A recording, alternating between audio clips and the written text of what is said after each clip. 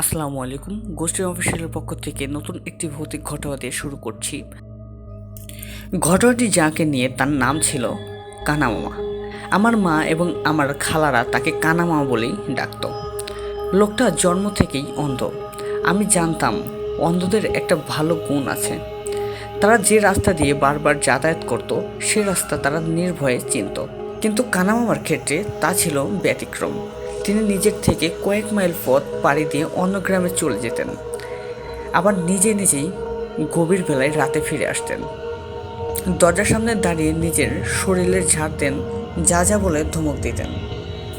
আসলে তিনি ছিলেন একজন ওঝা। লোকজনের মুখে জানা যায় তার নিজের কালো জাদু জানতেন। তার সাথে কিছু জিন আর পেতনি সর্বদা চলাফেরা করতেন।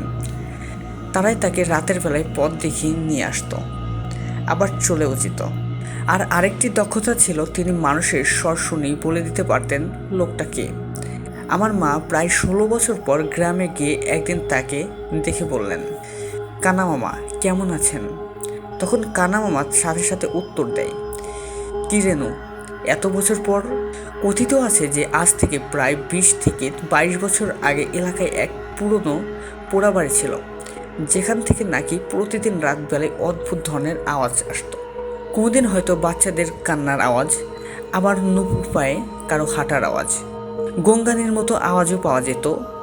এমনকি ওই বাড়ির বারান্দায় প্রায়ই নাকি সাদা কাপড় পরিহিত একটা ছায়া দেখা যেত।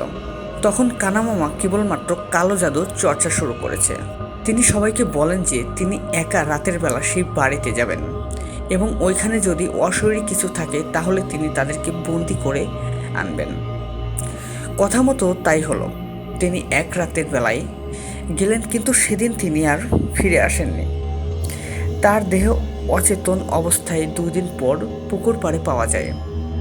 তবে তারপর থেকে ওই বাড়ি থেকে আর কোনো আওয়াজ আসেনি। কানামামার যারা ক্ষতি করে তাদের উপর তিনি জিন দ্বারা প্রতিশোধ নিতেন। এমনকি জিন তার অনুপস্থিতিতে ক্ষতি করত। তার মৃত্যুর পর এমনকি এক ঘটনা ঘটে। এক সদ্য বিবাহিত মেয়ের রাতের বেলায় হাত মুখ ধুতে কল পাড়ে যায়। কিছুক্ষণ পর তার আর্তচিৎকারের তার শাশুড়ি মা বাইরে বেরিয়ে আসেন। তিনি গিয়ে দেখেন তার বৌমাকে যেন হাওয়ায় ভাসিয়ে নিয়ে যাচ্ছে এবং কিছুক্ষণ পর পুকুরে ফেলে দেয় আর পানিতে চুবাতে থাকে। সে ঠিক মতো চিৎকার করতে পারছিল না, কারণ তার গলায় সোনার চেন দিয়ে গলা চেপে ধরেছিল। তখন তার শাশুড়ি মা লোকজন জড়ো করে মেয়েটাকে পানি থেকে উঠায়। পরে তার ভাষ্য জানা গেল যে সে একটা পিদিম হাতে নিয়ে কলে পড়ে যায়। চারপাশে কোনো বাতাস না থাকা সত্ত্বেও হঠাৎ পিদিমটা নিভে যায় এবং কিছু বুঝে ওঠার আগেই তাকে পাশ কলা করে যেন হাওয়ায় ভাসিয়ে পানিতে ফেলে দেয়। তাকে পানিতে ডুবানোর চেষ্টাও করা হয়। ধারণা করে সবাই যে তার শাশুড়ির জমি জমা সংক্রান্ত ব্যাপারে কানামামার ক্ষতি করেছিল, তাই তার মৃত্যুর পর এভাবেই প্রতিশোধ নেওয়া হয়। কানামার ঘটনাটি এতটুকুই ছিল। তারপরে আর কোনো ঘটনা তেমন একটি ঘটেনি। দ্বিতীয় ঘটনা, এটা এক বন্ধুর মুখে শোনা একটি ঘটনা। একবার এক লোক ব্যবসার কাজে বিদেশে যায়। তিনি একদিন 5 স্টার হোটেলে ওঠেন। সেখানে তখন মাত্র 2টি রুম খালি ছিল, একটি দ্বিমুখী আর একটি ঠিক তার পাশেরই।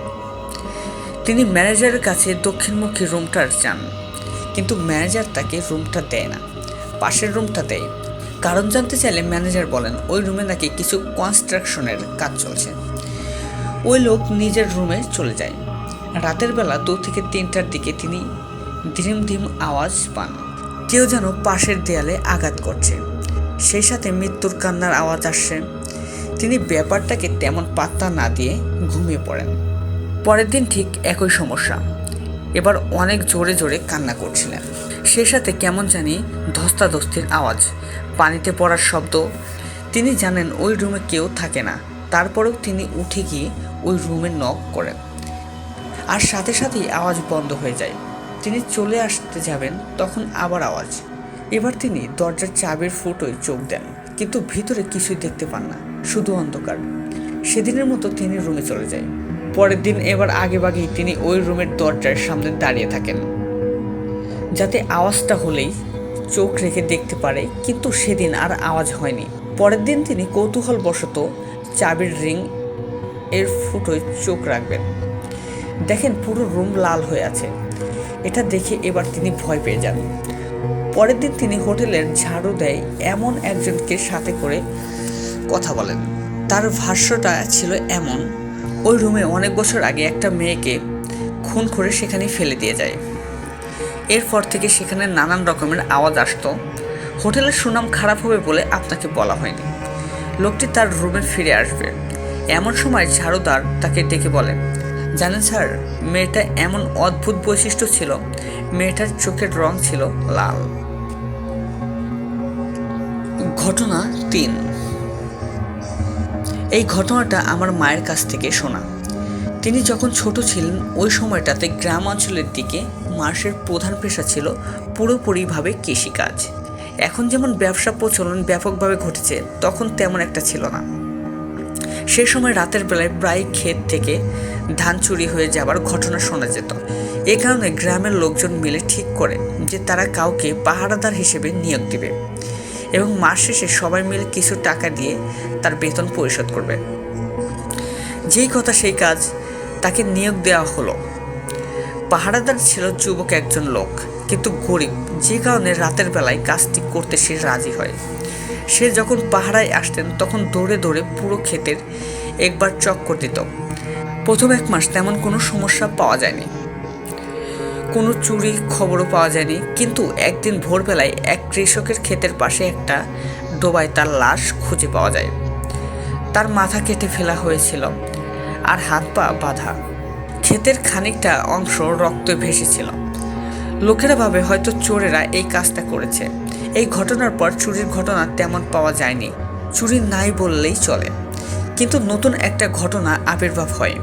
প্রায় রাতে যারা হাট থেকে বাড়ি ফিরতেন তারা নাকি দেখেন প্রতি রাতে কে জানি লন্ডন হাতে ক্ষেতের চারপাশে দৌড়ে দৌড়ে আর ঘুরো ঘুরো আওয়াজ করে, এবং প্রতিদিন সকালে ক্ষেতের ওই নির্দিষ্ট জায়গায় যেখানে পাহারাদারকে লাশ আর রক্ত পাওয়া গিয়েছিল সেখানে তাজা রক্ত পড়ে থাকতে দেখা যায়। প্রতিদিন একই ঘটনা ঘটে। তাই কিছু লোক মিলে ঠিক করে এবার তারা রাতের বেলায় ক্ষেতের মাঝে লুকিয়ে দেখবে ঘটনা কি। এক রাতে তারা তাই করেন। রাতে ঠিক 3টার দিকে ঘটনাটি ঘটে। দূরে থেকে তারা দেখতে পায় লাঠি ও লণ্ঠন হাতে সাদা পোশাকে কে জানি এদিক ওদিক দৌড়ে আসে, আর দূর থেকে ঘোড়া আওয়াজটাও পাওয়া যাচ্ছে। কিন্তু কাছে আসতে তারা ভয়ে শিউরে ওঠে। এটা ওই পাহারাদার যে মারা গেছে। ঘাড়ে মাথা নেই, তাই ওখান থেকেই আওয়াজটা আসছে।